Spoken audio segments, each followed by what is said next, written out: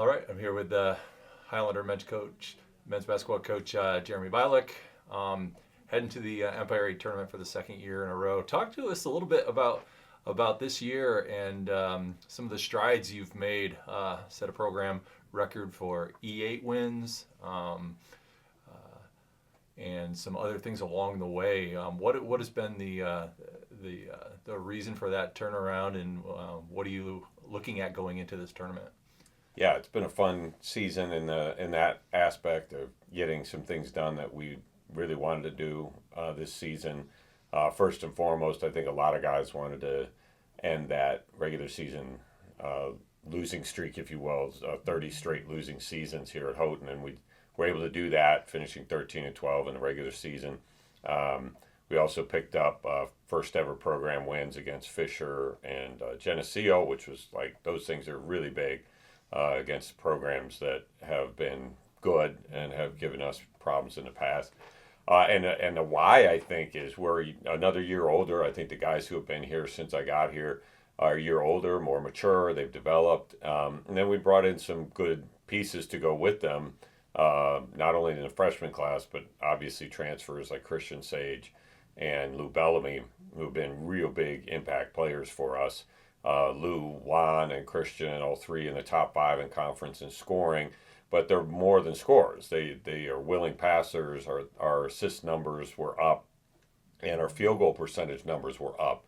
Those are big reasons why we're where we are right now in the season. To be the top assist team and the top field goal percentage team for most of the year, I think we might have slipped down to number 2 there at the end of the season in field goal percentage. But when your offense is clicking and guys are sharing the ball and you have multiple weapons and weapons coming off the bench, it's hard to guard you. And I think our defense has improved over the season. I think that's still one thing we'd love to see change going into the tournament, is just get even a little bit better with our defense. But over each of those things statistically, I think the thing that really stood out to me is the unity and the humility that our guys have had, the willingness to be corrected, the willingness to own their mistakes. We have not been anywhere near perfect. We've had some really poor games, especially after we win like 3 in a row. It seems like we would have a poor game or two, and the guys would be ready to be corrected, ready to adjust.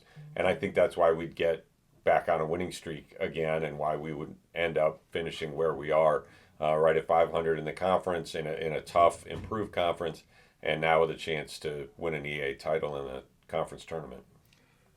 Take us back to that first matchup with Utica, and what it's going to take to get over that hump going in. You're the 7th seed, they're the 2nd seed. What's going to need to change to get a W on Saturday? Yeah, obviously we can't play the way we did the first time because we did not. That was not one of our better games. I think that, again, was one of those things where we had just come off of wins against Keuka, Elmira, and then St. John Fisher, 3 straight wins. And we go on the road to Utica, and they were on the flip side. I think at the time they were 1-3 in conference and had some difficult losses. And so I think they were revved up.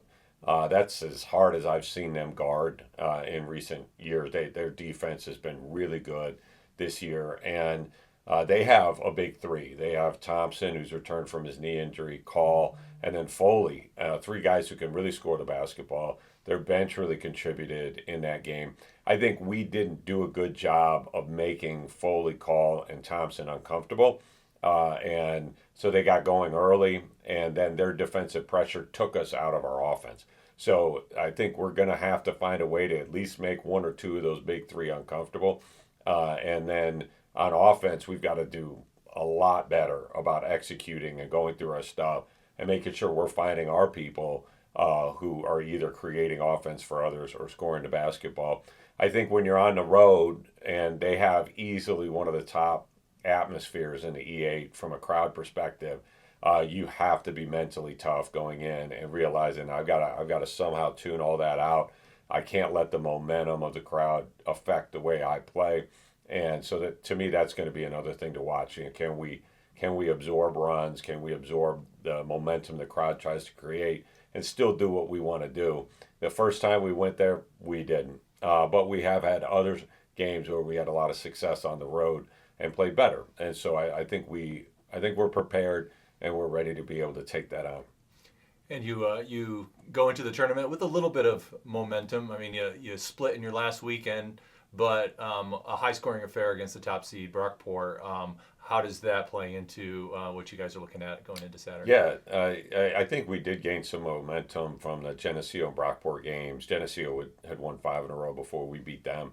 They found their stride here late, and Brockport, either team could have won that game, and we gave away a few too many possessions in that game, and I think we've learned from that. Disappointing loss against Alfred. We just really didn't come to play, and I think there are a lot of people who would be very concerned about that being the last taste in your mouth going into the conference tournament. But we had a fantastic practice last night. They had a player-only meeting. I think really owned up to, hey, this is what I need to do better, each of them.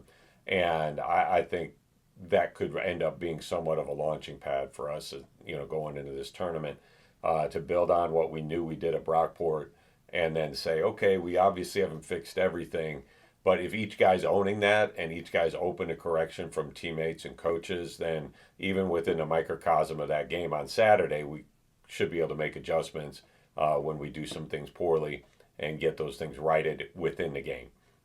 And then say you make through, what's that next step? What was the most likely matchup you're going to see next week? Well, yeah, I mean, in this conference, I honestly don't know. Like, I think all of us coaches said probably for the last few weeks before the season ended that we were unsure. Like, the top 7 teams could all win it, and then Geneseo got hot, and now they're the 8th seed. And is there any reason to believe they couldn't pull off an upset? So I honestly could not tell you. Like, it could go either way in that 3-6 matchup, and it would not. I don't think it's out of the realm of possibility that the bottom 4 seeds could each win. I don't. Do I think that's going to generally happen? Probably not. For 4 road teams to win, but I think every coach knows that this conference is tighter than any of the ones in previous years, and so all I can do is try to go in and beat Utica, and then do some score checking and see where we'd be playing on Wednesday. Great. I know it would definitely be on the road. That's the only thing we do know, since we're the 7, whether the 6 or the 3 wins, we're going on the road for that next one. And if it's a trip out to Sage, so be it. But all those teams we've played before, and I think we're ready to take them on again. Great. Thanks, Coach. Good luck this weekend.